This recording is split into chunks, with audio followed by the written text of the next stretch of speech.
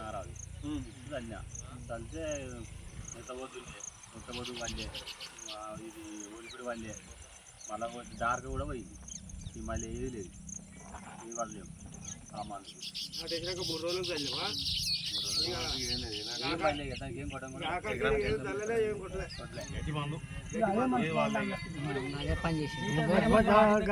ఇతర వేరే మందులు వేసినావు కదా దాంట్లో మళ్ళీ ఏమన్నా 5 మంది స్ప్రే చేసుకోవాల్సి వచ్చిందా?